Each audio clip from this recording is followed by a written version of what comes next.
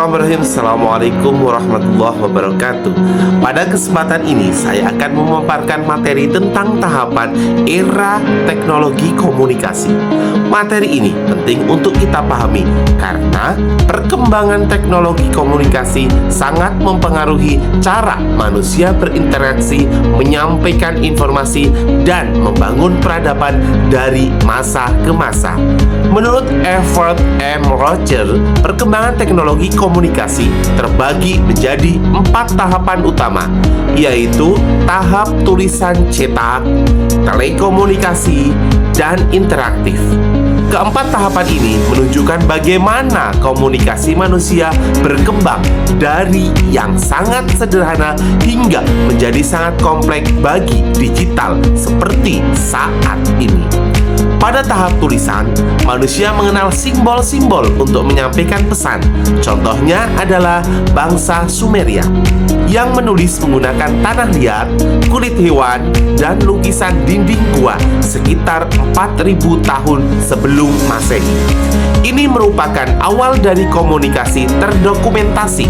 Kemudian masuk ke tahap cetak yang ditandai dengan penemuan mesin cetak oleh Johannes Gutenberg pada tahun 1456. Sejak saat itu, informasi dapat diproduksi secara massal melalui media seperti buku, koran, dan majalah.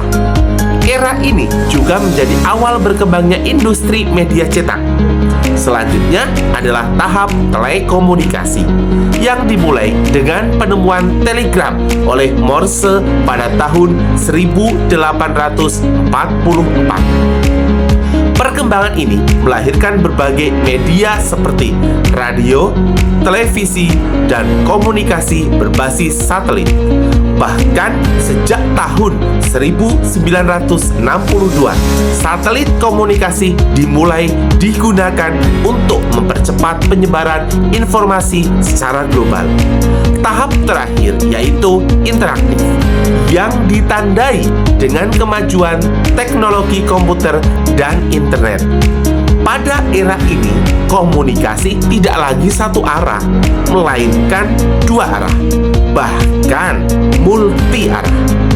Contohnya adalah teleconference, email, media sosial, dan berbagai platform digital lainnya.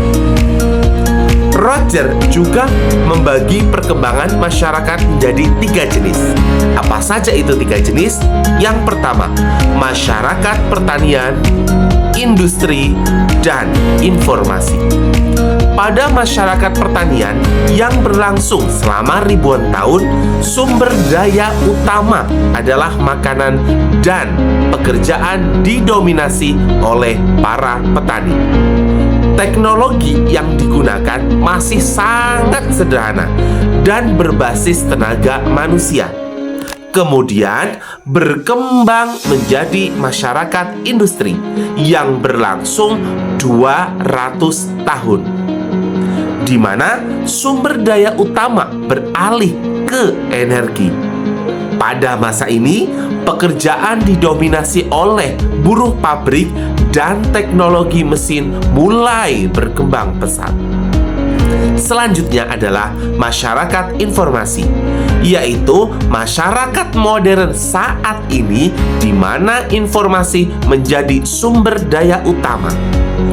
Pekerjaan banyak yang berkaitan dengan pengolahan informasi dan teknologi yang digunakan dengan basis komputer serta elektronik. Komunikasi pada tahap ini bersifat interaktif dan tidak lagi satu arah. Menurut Melvin DeFrere dan Sandra Ball-Rockets, perkembangan komunikasi massa juga mengalami beberapa revolusi. Apa saja kira-kira itu? Yang pertama, zaman tanda isyarat, di mana manusia berkomunikasi menggunakan gerakan, bunyi, simbol. Komunikasi pada masa ini sangat bergantung pada insting dan kemampuan indera. Yang kedua, zaman bahasa lisan, yaitu ketika manusia mulai mampu berbicara dan berbahasa dalam kelompok sosial. Hal ini menjadi awal terbentuknya komunikasi yang lebih terstruktur. Lalu yang ketiga, zaman tulisan, di mana komunikasi mulai beralih dari lisan menjadi tulisan. Sistem tulisan berkembang dari gambar sederhana menjadi sistem fonetis. Keempat adalah zaman cetak, yang ditandai dengan penemuan mesin cetak, sehingga informasi dapat disebarluaskan secara cepat sekali. Terakhir adalah zaman komunikasi massa, di mana teknologi seperti telegraf menjadi awal dari komunikasi elektronik yang berkembang sangat pesat hingga saat ini. Marshall McLuhan memperkenalkan konsep global village, atau kita mengenalnya dengan istilah desa global, yaitu kondisi di mana dunia menjadi terasa kecil karena adanya media komunikasi yang menghubungkan manusia secara cepat tanpa batas geografis. Selain itu, muncul juga konsep borderless world atau dunia tanpa batas, yang menggambarkan bagaimana perkembangan teknologi komunikasi, transportasi, dan juga pariwisata membuat hubungan antar negara semakin terbuka. Thomas Friedman kemudian memperkuat konsep ini melalui istilah "the world is flat", yang berarti bahwa dunia menjadi datar karena kemajuan teknologi informasi, sehingga setiap orang memiliki peluang yang sama dalam mengakses informasi dan kompetisi secara global. Dari seluruh pembahasan ini dapat kita simpulkan bahwa perkembangan teknologi dan komunikasi berawal dari kebutuhan manusia dan mempermudah aktivitas. Namun seiring dengan waktu, teknologi berkembang sangat pesat hingga akhirnya manusia menjadi sangat bergantung pada teknologi tersebut.